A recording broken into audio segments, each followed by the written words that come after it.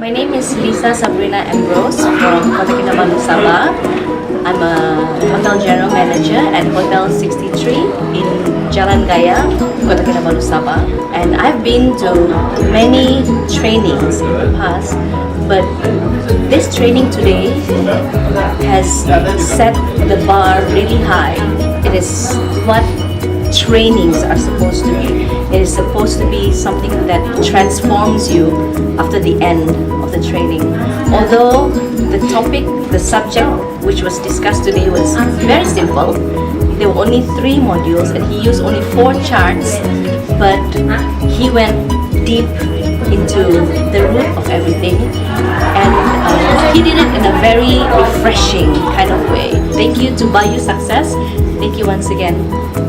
Hebat.